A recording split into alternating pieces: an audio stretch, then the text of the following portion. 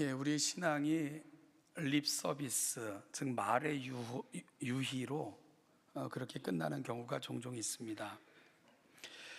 우리가 그 산상수훈을 요즘 같이 공부하면서 그 산상수훈을 나누는 중에 이 주기도문이 얼마나 중요한 기도문인가 하는 것을 산상수훈 전체 구조 속에서 그 중요성을 살펴보면서 간단하게 그 주기도문에 대한 얘기를 나눈 적이 있는데요. 주기도문을 보면은 이제 첫 번째 전반부는 아버지를 향한, 그리고 후반부는 우리를 향한 그런 기도로 되어 있는데, 그 첫 부분이 뭐냐 하면 아버지의 이름이 거룩히 여김을 받으시옵소서라고 시작이 되죠. 저는 이 부분을 다루면서 이렇게 질문을 드렸었어요. 어떻게 하는 것이 아버지의 이름이 거룩히 여김을 받으시는 걸까요? 이런 질문을 드렸었습니다. 거룩한 몸집과 표정, 근엄한 목소리, 하나님께 올려드리는 박수, 온갖 미사 여구. 여러분, 이런 것들로 아버지의 이름이 거룩히 여김을 받으실까요? 여러분들은 거의 매주 주기도문을 암송하듯 반복하면서 그 주기도문을 올려드리면서 어떤 생각으로 이 주기도문을 반복하고 계세요? 라고 물어봤고요. 오늘도 그 질문을 다시 한번 하고 싶어요. 거의 습관처럼 암송 주문처럼 거의 매 예배 때마다 암송하는 주기도문, 어떤 생각으로 반복하고 계신가요? 오늘 우리는 함께 읽은 본문을 통해 다시 한번 이런 질문 앞에 서게 되는데요. 왜냐하면 베드로는 오늘 본문 끝에 이런 요청을 하고 있기 때문입니다. 오시는 날에 하나님 아버지께 영광을 돌리게 하려 함이라. 이 본문 속에서 그럼 과연 하나님 아버지께 영광을 돌리는 것, 그분의 영광을 드러내는 게 어떤 삶일까? 이런 질문 앞에 서기 때문입니다. 여기서 오시는 날이 언제인지는 불분명한데요. 그래서 학자들은 심판의 날, 즉 주님이 재림하시는 그날일 것이다 라고 본문을 해석하기도 하고요. 또는 어떤 학자들은 우리의 심령 가운데 임재하시는 순간, 혹은 우리 개인적 종말, 우리가 주님 앞에 서는 그날을 의미할 수도 있다라고 번역하기도 합니다. 어쨌든 언제이든 하나님께 영광을 돌리는 삶을 살라 하고 베드로는 요청하고 있죠. 그래서 다시 질문 앞에 섭니다. 그러면 어떻게 사는 것이 하나님께 영광을 돌리는 삶을 사는 것인가? 오늘 베드로 사도의 음성을 통해 이 질문에 답을 해보고요, 우리가 매 예배 때마다 거의 끝에 마치 주문처럼 올려드리는 주기도문, 그 이름이 거룩히 여김을 받으시옵소서라는 고백이 가는 자리는 또 어디여야 되는가 하는 것을 같이 생각해보는 그런 시간이 될 수 있기를 소원합니다. 지난주에도 잠시 말씀드린 것처럼 베드로는 지금까지 살핀 부분에서는 우리가 받은 특별한 은혜와 이로 인한 우리의 정체성을 확인해 주었습니다. 그것은 우리를 교회로 부르신 사실에 대한 확인이었고요, 동시에 거룩한 제사장, 즉 왕 같은 제사장으로 부르심에 대한 확인이었습니다. 그러면 이제부터 우리가 다루게 될 본문들은 이 본문들을 통해 거룩한 제사장으로 부름받은 그 직분을 우리의 삶의 자리에서 어떻게 왕 같은 제사장으로 살아낼 것인가 하는 문제들을 앞으로 다루게 될 것입니다. 13절부터 17절에서는 인간의 모든 제도와 왕에 대해 말하면서 그리스도인들이 정치적으로 어떤 태도를 견지하고 살아야 되는가 하는 부분을 점검받게 될 것이고요, 다음으로는 주인과 종의 관계, 오늘날로 말하면 그러면 직장에서는 어떻게 살아야 되는가, 그리고 그 다음은 가정생활로 그 베드로의 관점이 계속해서 움직여 나가는 것을 발견하면서 이 모든 삶의 영역에서 우리를 어떻게 거룩한 제사장으로, 왕 같은 제사장으로 살아낼 것인가 하는 부분을 살피게 될 것입니다. 이러한 가르침에 앞서 오늘 말씀에서는 개인의 삶에서 어떻게 하면 구원의 목적에 합당하게 거룩한 제사장으로 살 수 있는가를 다루는 본문이 오늘 함께 읽은 본문 11절 12절입니다. 사실 11절 12절에 대한 고백이 제대로 될 때 정치적으로, 사회적으로, 그리고 가정 안에서 그리스도인의 삶을 살 수 있기 때문입니다. 오늘 말씀에서는 그리스도인들이 싸워야 될 대상이 무엇인가에 대해서 말씀하시고요, 우리는 어떻게 그 싸움에서 승리할 수 있는가 하는 단계로 진행하고 있는 것을 보게 됩니다. 베드로는 먼저 소아시아, 즉 베드로 전서를 받을 독자들을 향해 사랑하는 자들아 라고 부르면서 권면을 시작하는데요, 또 한편으로는 그들을 가리켜 거류민과 나그네 같은 너희라고 말합니다. 여러분, 그들은 베드로의 가슴 속에 사랑하는 자들이었고, 그들이 살아가는 삶의 자리에서는 거류민과 나그네와 같은 삶을 살고 있었던 사람들입니다. 이 두 표현을 묵상하고 있으면 아련한 마음이 좀 들어요. 이 사랑하는 자들이라는 표현 속에서 함께 부름받은 성도로서의 동질성과 동료애가 그렇게 묻어 있음을 느끼게 되고요, 사도 베드로는 1장 12절에서 진리를 순종함으로 영혼이 깨끗함을 받은 사람들이 가는 최종적인 자리를 형제를 사랑하기를 마음으로 뜨겁게 사랑하기에 이른다 라고, 하나님의 거룩한 은혜를 경험하고 그 말씀을 순종하게 되는 사람들이 가는 최종적 자리를 형제 사랑으로 결론 지어 말씀하고 있는 것을 들어봤습니다. 바로 베드로의 마음속에는 소아시아에 흩어져 살아가는 이 편지의 수신자들이 바로 그런 자들로 자리 잡고 있는 거죠. 예수 안에서 함께 부름받은, 그래서 영으로 뜨겁게 살아가는 사람들, 그들이 바로 이 편지를 받을 수신자들이라 라고 고백하고 있는 것입니다. 그런데 이들이 살아가는 삶의 자리가 그리 녹록하지 않았습니다. 그들은 여전히 거류민과 나그네, 즉 여전히 이방인으로 살고 있었습니다. 그러니 베드로가 바라볼 때 그 삶의 애환이 얼마나 사무치게 느껴졌겠습니까? 여러분, 살아가는 정도가 더한 만큼 누군가의 고난과 어려움에 비례하여 가슴이 아려오는 것이 인지상정 아니겠습니까? 바로 그 마음이 이 편지를 기록하여 전할 당시 베드로의 마음이겠구나 하는 생각이 느껴지는 그런 표현들입니다. 그러면 이들을 향해 베드로가 하는 권면이 무엇입니까? 베드로의 권면은 개인적으로 그들에게 하는 권면은 두 가지로 이루어져 있는데요, 하나는 11절에서 하는 권면인 영혼을 거슬러 싸우는 육체의 정욕을 제어하라 하는 것이고요, 또 하나는 12절에 선한 행실을 가지라 하는 것이고요, 왜 그래야 하는가를 설명하는 것으로 12절은 구성되어져 있습니다.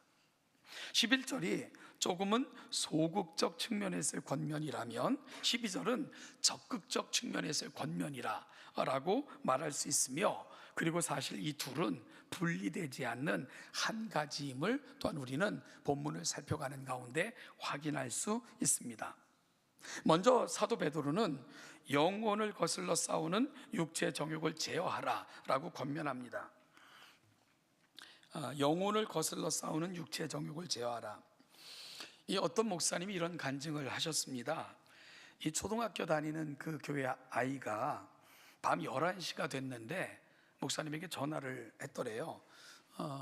좀 용기 있는 아이인데, 목사님, 제가 궁금해서 전화를 했는데요, 내일 학교에서 애국가 시험을 봐야 되는데 제가 다 외웠는데 하느님이 보호하사 우리나라 만세로 해야 하나요? 하나님이 보호하사 우리나라 만세로 해야 되나요?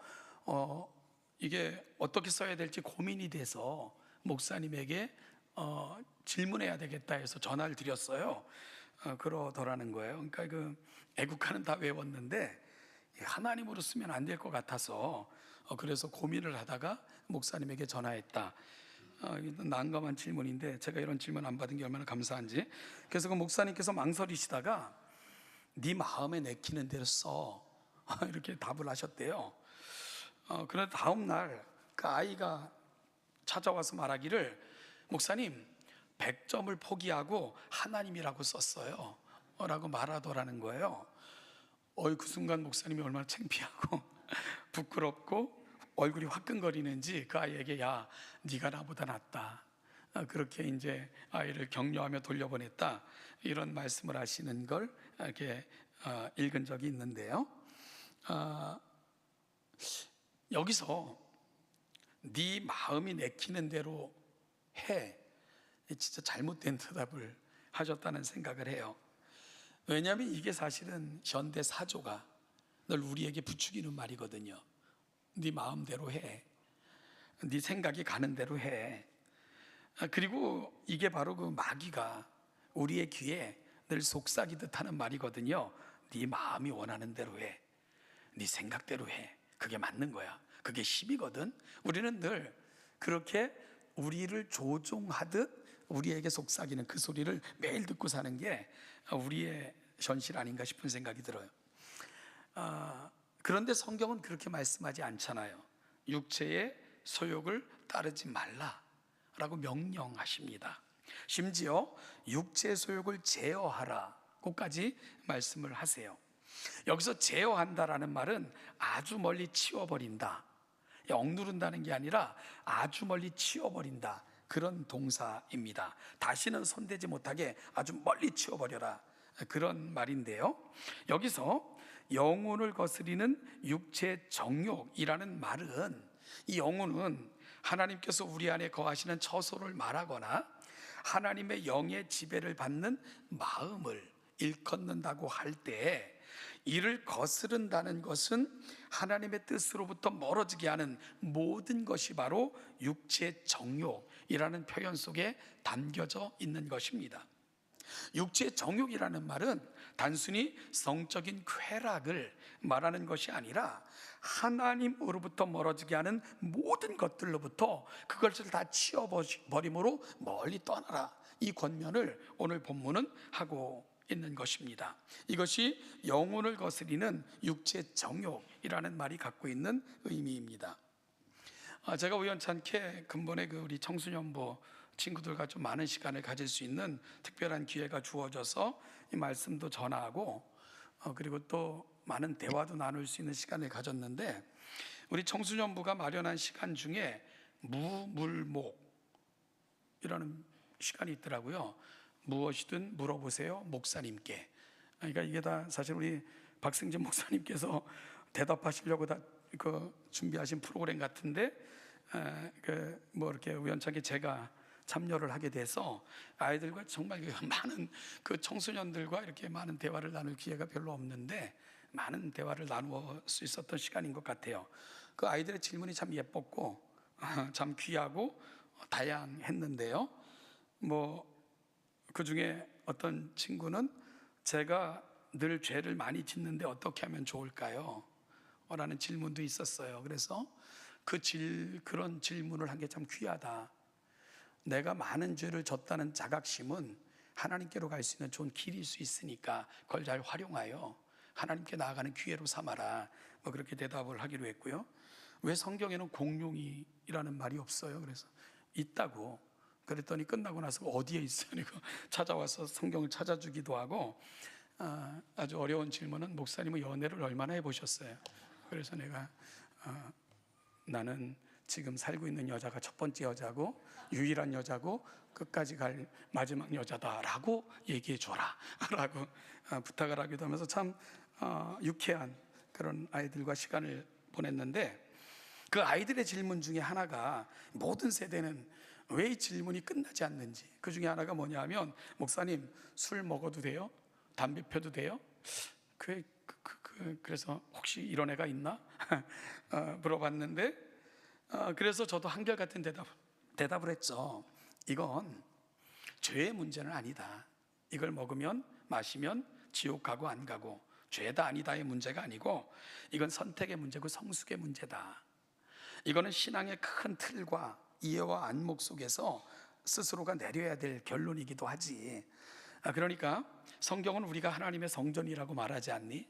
성전의 역할은 하나님을 예배하고 영화롭게 하는 건데, 술을 먹고 담배를 피는 게 그 목적에 부합한 것인지, 그렇게 살아가는 것이 성전된 몸으로 맞는 건지, 그리고 이걸 통해 하나님은 영광을 받으시는지를 생각하여 아니면 금하고 아니면 하지 말아야 되는 게 맞지 않겠니?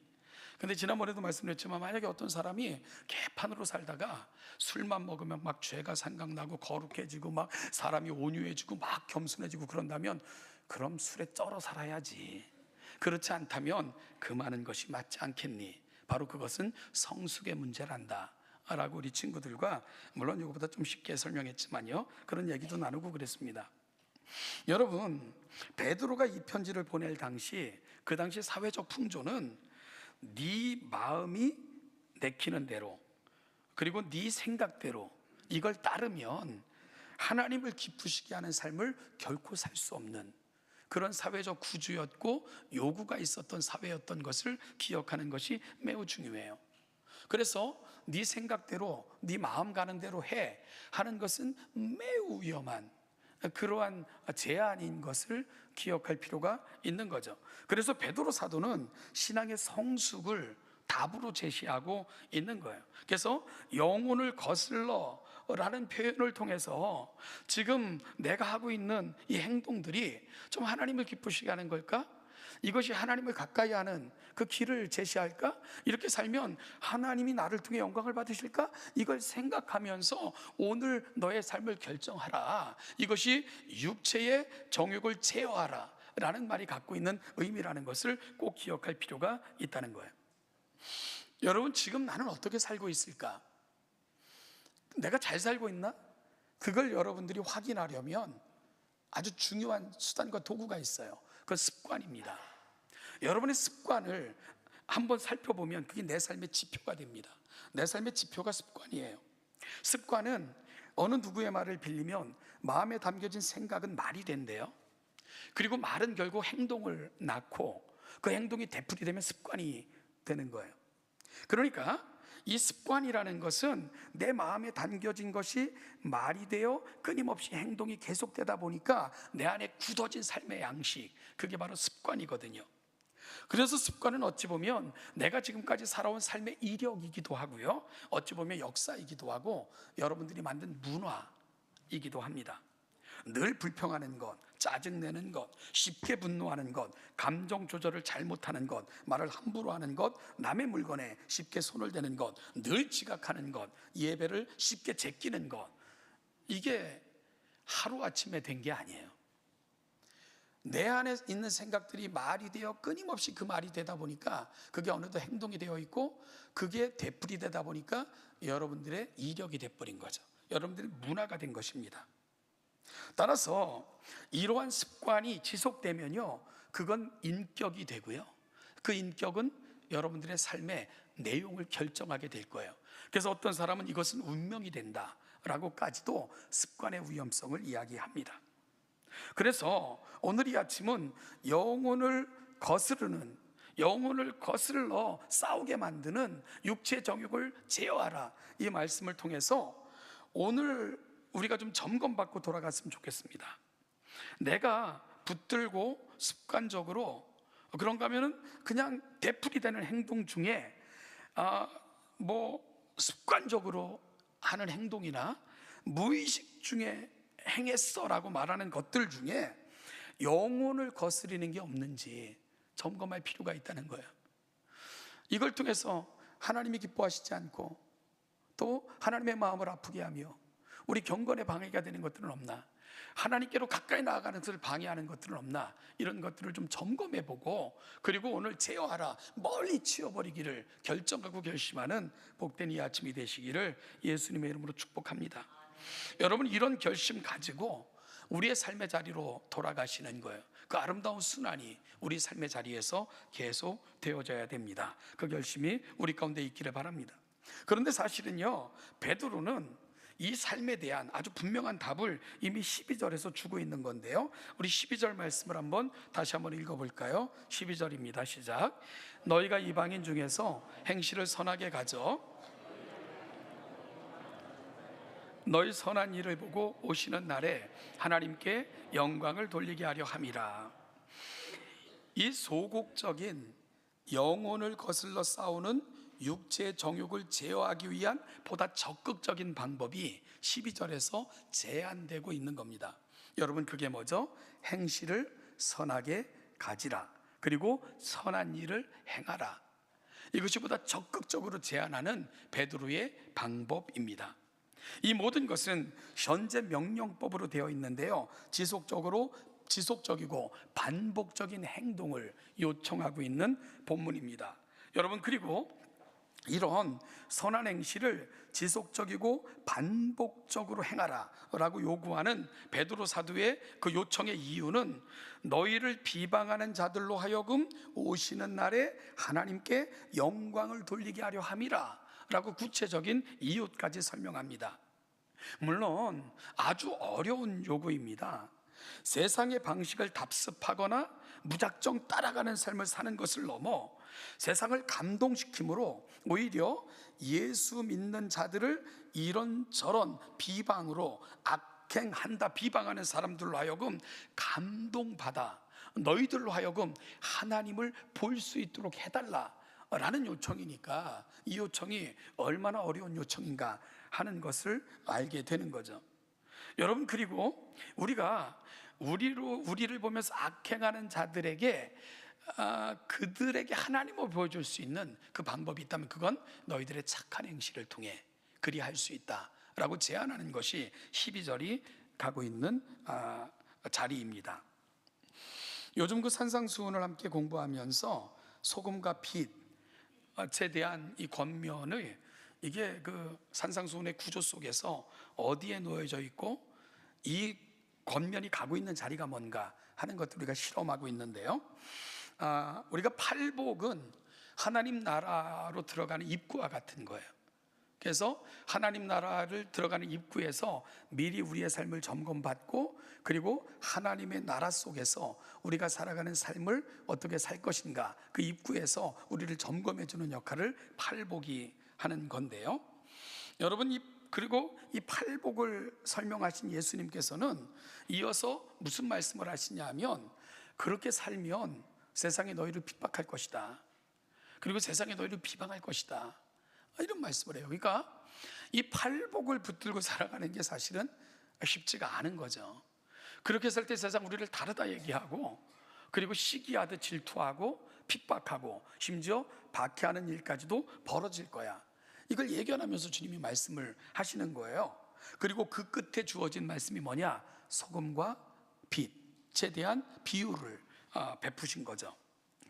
이 소금과 빛의 비유가 가는 자리, 하나님의 사람들로 살아가는 삶은 소금의 본질을 간직하기가 쉽지 않은 사회라는 것을 전제하시는 거예요. 그러니까 소금의 가치를 유지하면서 사는 것이 결코 쉽지 않은 그 사회 속에 너희가 놓여지는 거다. 그래도 분명한 것은 너희가 소금이야 라는 부분을 확인해 주고 있는 거죠.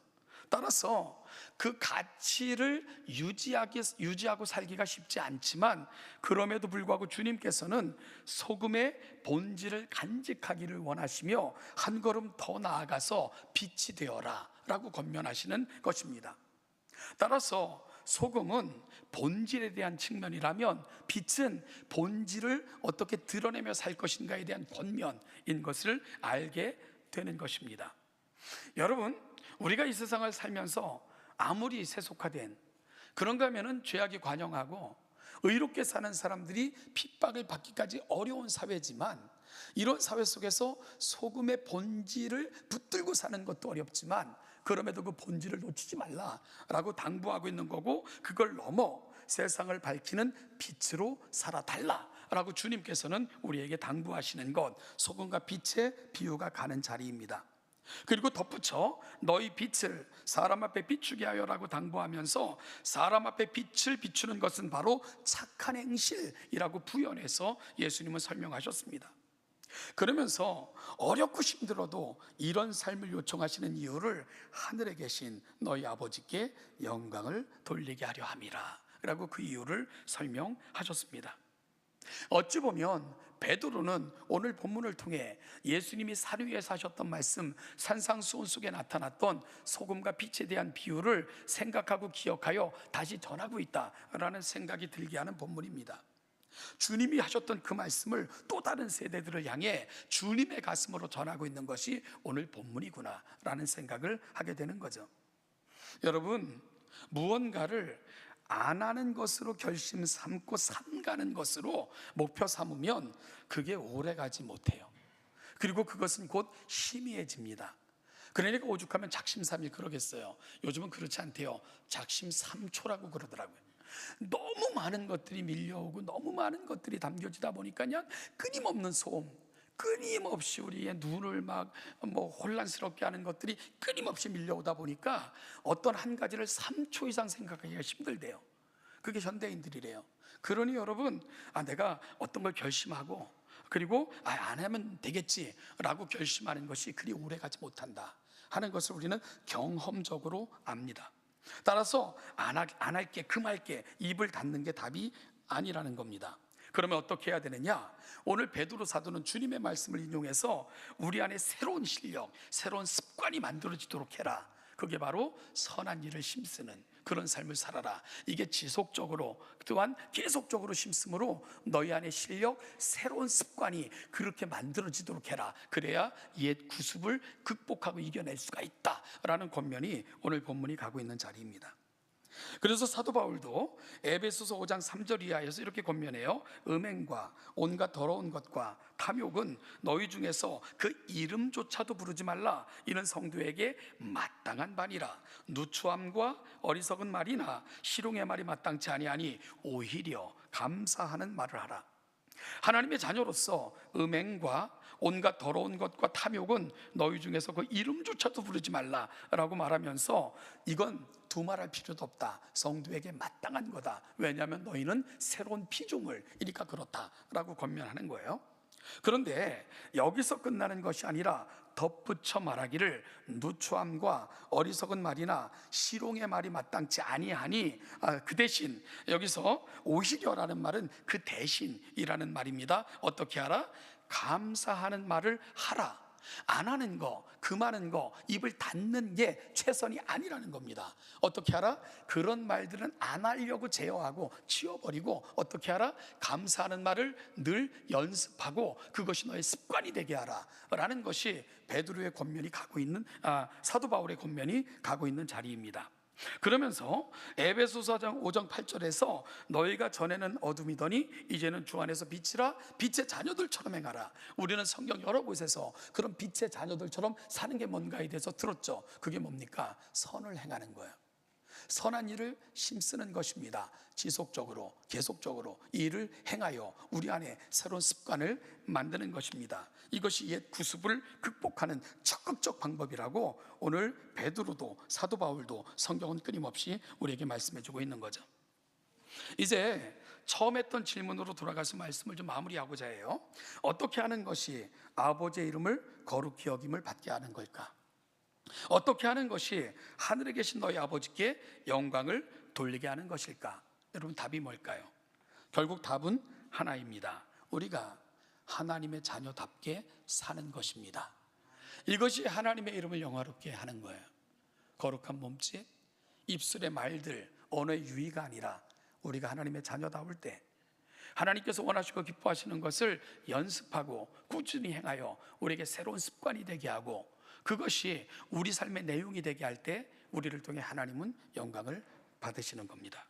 그렇게 세상은 우리를 통해 하나님의 영광을 보게 되는 것입니다. 비록 우리가 살아가는 세상은 영혼을 거슬러 싸우는 세상이고요, 하나님의 자녀답게 살고자 할 때 시기하며 조롱하고 핍박하는 세상이고, 어둠이 짙어 내가 뭘 할 수 있을까? 나 혼자 이렇게 산다고 이게 뭐 조금이라도 영향력이 있을까 생각할 수밖에 없게 만드는, 낭망할 수밖에 없는 그런 세상이지만, 하나님께서는 그럼에도 불구하고 빛의 자녀로 빛의 열매를 맺으며 살아달라 우리에게 부탁하고 계신 것입니다. 그러면 너희들을 통해 내 이름을 드러내겠고 내가 영광을 받을 거다. 그러므로 세상이 너희들을 통해 나를 알게 할 것이다. 하나님의 약속이에요. 그리고 그것이 바로 하나님의 사람들을 통해 끊임없이 우리에게 요구하시는 하나님의 부탁입니다. 여러분, 그것은 선한 행실로 믿지 않는 사람들, 이방인이라 할지라도 결국은 우리를 통해 하나님을 보여주시고 싶어 하시는 하나님의 마음인 것을 다시 한번 가슴에 담는 귀한 이 아침이 될 수 있기를 간절히 소원합니다. 소금은 짜야 소금입니다. 그 맛을 잃으면 세상에서 가장 쓸모가 없어집니다. 여러분, 빛은 어두울수록 그 진가를 발휘합니다. 따라서 오늘 이 시간 우리의 소망이 있다면 하나님 또다시 우리의 소금의 본질을 놓치지 않게 해달라 기도하셔야 됩니다. 빛으로 살겠다 결심하는 것이 그 어느 때보다도 중요한 요구인 것을 기억하며 다시 마음에 담아내는 복된 이 아침이 되시기를 축복합니다. 너무 사랑하는 자들이지만 여전히 거류민과 나그네로 힘겨운 싸움을 벌이고 있었던 당시 교회, 여러분 그 교회를 바라볼 때 베드로의 마음이 얼마나 답답했겠습니까? 그럼에도 불구하고 베드로가 그들을 향해 부탁하는 거예요. 그럼에도 소금의 본질을 놓치지 말자. 그럼에도 불구하고 우리가 선한 싸움을 포기하지 말자. 그래야 우리 하나님이 우리를 통해 영광 받지 않겠느냐. 오늘 베드로의 음성이 다시 우리의 마음에 담겨지고 결심하여 떠나는 우리 마음의 소원이 되시기를 예수님의 이름으로 축복합니다. 기도하겠습니다. 하나님 아버지, 어렵고 힘든 세상이라 포기하고 싶을 때 많고 넘어질 때 많고 돌아보면 참 부끄러울 때 많지만 오늘 다시 그 말씀 앞에 섭니다. 여전히 우리를 향해 소망을 갖고 계시고 나를 통해서만, 교회를 통해서만 하나님을 보여주고 싶어 하시는 그 마음을 다시 담아내는 복된 이 아침이 되게 하여 주시옵소서. 우리에게 맡겨진 소금의 그 본질을 포기하거나 빛의 사명을 포기하면 세상이 하나님을 알아갈 수 있는 방법이 없다는 것을, 하나님은 우리를 통해서만 그 일을 하시겠다, 하나님께서는 그렇게 선포하셨고 그렇게 우리에게 소원을 말씀하신 것을 다시 가슴에 담아 우리에게 맡겨진 이 귀한 사명을 다시 확인받고 돌아가는 우리 동천의 귀한 성도들 되게 하여 주옵소서. 그러므로 세상이 하나님을 알고 보는 일에 사용되기를 갈망한다는 그 열망을 안고 흩어진 교회로 돌아가는 우리 동천의 모든 성도들 되도록, 그리고 그 삶의 자리에서도 그리 살아낼 수 있도록 도우시고 함께 하여 주옵소서. 감사드리며 예수님의 이름으로 기도하옵나이다. 아멘. 같이 일어나